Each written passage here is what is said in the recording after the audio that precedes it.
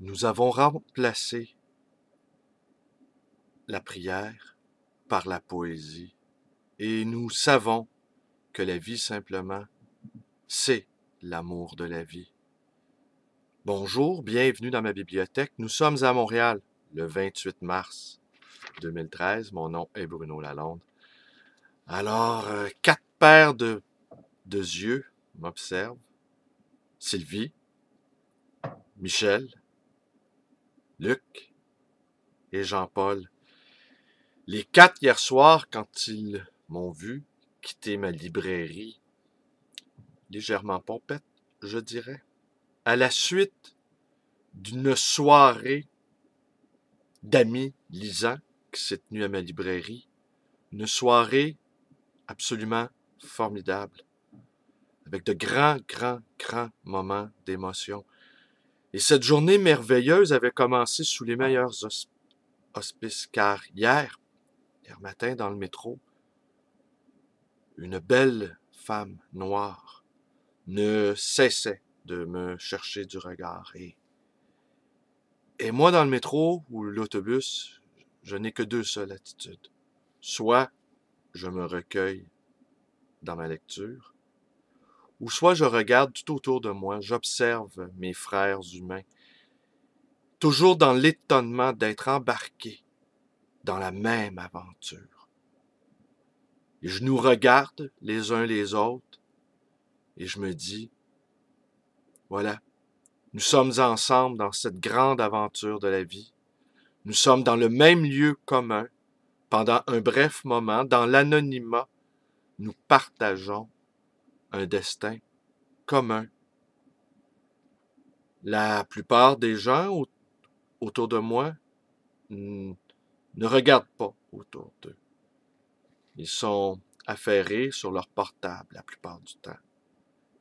Et c'est un peu triste, car le monde pendant ce temps-là, la vie pendant ce temps-là, se déroule.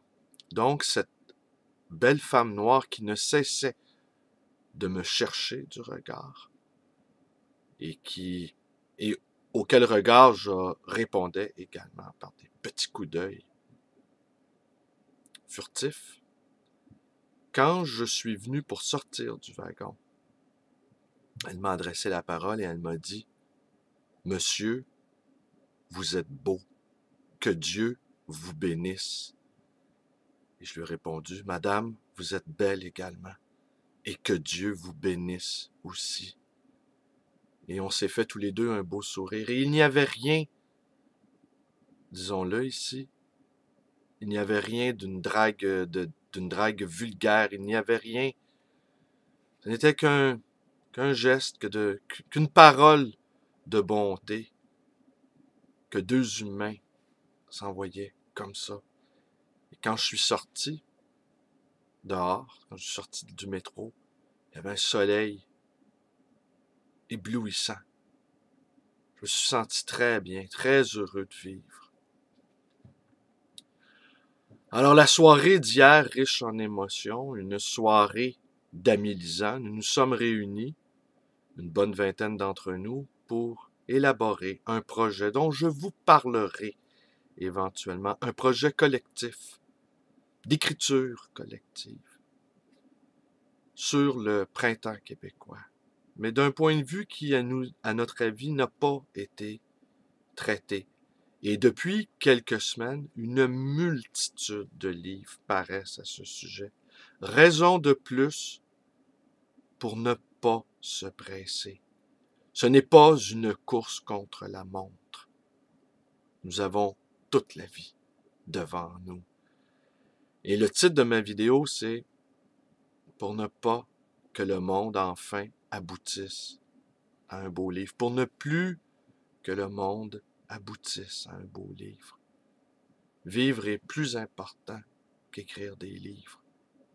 Ou les lire, vous le savez, nous lisons pour augmenter nos forces de vie. Nous lisons pour augmenter notre puissance d'exister, notre puissance de joie. Tout ce que nous le savons déjà. Je vous lis un court passage tiré de La merveille et l'obscur de Christian Bobin. Christian Bobin que j'ai délaissé déjà depuis de très nombreuses années. Quand j'en suis arrivé à cette espèce de conclusion que Christian Bobin n'a plus besoin de moi comme lecteur.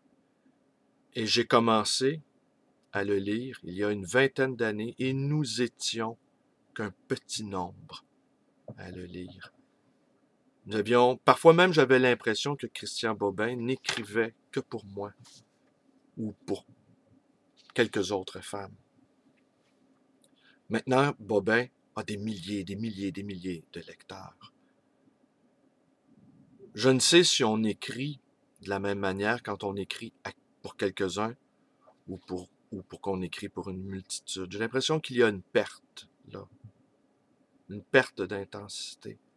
L'obscurité est parfois nécessaire. L'obscurité est bonne.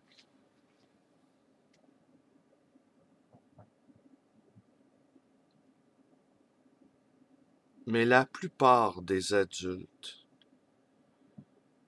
ne vous parlent qu'au nom de la place qu'ils ont péniblement acquise dans la société. On peut être ingénieur, coiffeur, écrivain, professeur, épicier ou, je rajoute, libraire. On peut être ce qu'on veut. C'est au fond sans importance. Le mensonge, c'est de se confondre avec l'état que le hasard vous a donné.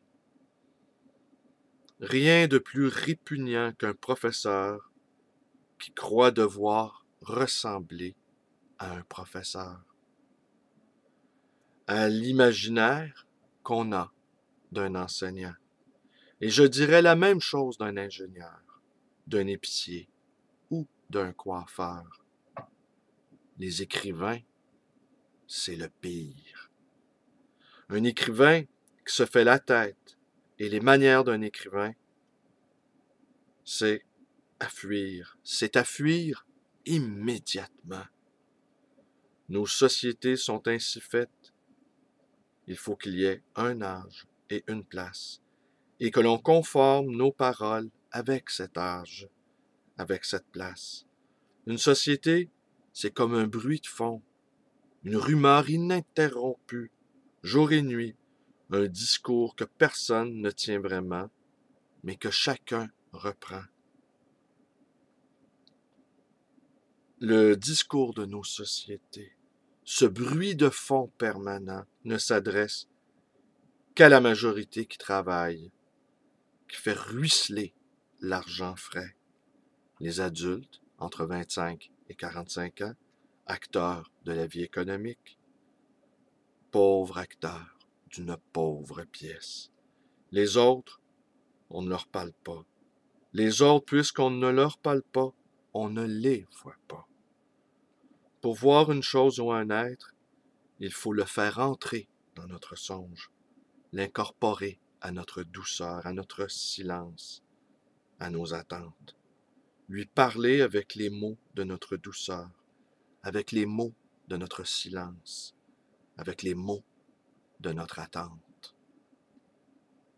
Ce à quoi on ne parle plus finit par disparaître. Ceux à qui on ne s'adresse plus deviennent invisibles. Ce sont la minorité, une foule de minorités, les enfants, les vieillards, les pauvres, les prisonniers, les malades, mais aussi les arbres, les bêtes, les rivières. Mais cela change pour les enfants et les vieillards. C'est en train de changer. On presse de plus en plus les enfants de vieillir et les vieillards de rajeunir. On leur propose de rejoindre cette classe pour laquelle tout est fait, la classe des jeunes adultes consommateurs. On demande aux enfants d'être autonomes, c'est-à-dire en clair, de nous foutre la paix le plus vite possible, d'aller vite dans un travail, de préférence, très bien payé et glorieux. Et on demande aux vieillards de ne plus nous faire penser à la vieillesse, pensée néfaste pour la gaieté économique, de rajeunir, de faire des voyages, du sport, de s'inscrire aux universités du troisième âge. Les deux extrémités de la vie deviennent des enjeux commerciaux et commencent à intéresser sous cet aspect financier qui est le seul aujourd'hui à donner dignité d'existence. Tiré de La merveille et l'obscur de Christian Bobin. Alors voilà, c'est tout. Je vous remercie d'être avec moi. Mes vidéos vous plaisent, abonnez-vous à ma chaîne. Vous pouvez également visiter ma page Facebook, une page d'activiste poétique. On avance, on recule pas. Vous pouvez également me téléphoner dans le 514-736-0999. Ici, j'ai bien appelé pour Luc. Luc qui se demande si je me suis remis de ma soirée d'hier. J'espère que tu constates que oui. Vous pouvez également me rendre visite à cette librairie d'occasion et d'anciens dans le distingué quartier Côte-des-Neiges à Montréal. Merci et bonne journée à tous.